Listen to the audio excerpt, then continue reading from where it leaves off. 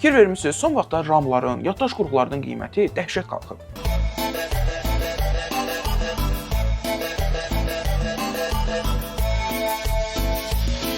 Səbəb sadədir. İqtisadiyyatın qızıl qanunu. Tələb təklifi üstələyir.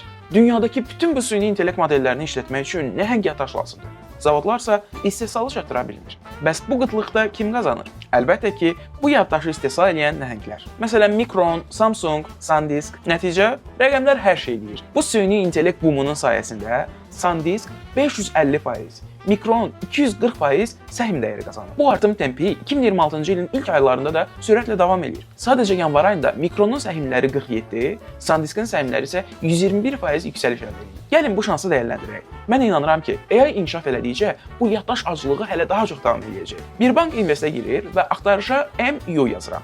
Bu da Micron. Və yaxud da SanDisk'ə yatırım etmək istəyirsinizsə, SNDK yazmağınız kifayətdir. Bir kliklə də al düyməsini sıxırsan, hazırdır. Yəni dostlar, qızıl axtarmaqdansa bel satan şirkətlərə yatırım eləmək daha sərfəlidir. Amma unutmayın bu danışdıqlarım yatırım tövsiyəsi deyil. Sadəcə bazar analizi. Araşdırmanızı eləyib qərarınızı özünüz verin. Bəs sizcə yaddaş qiymətləri daha da qalxacaq? Fikirlərinizi şərhdə yazmağı unutmayın. Sağ olun və salamat qalın.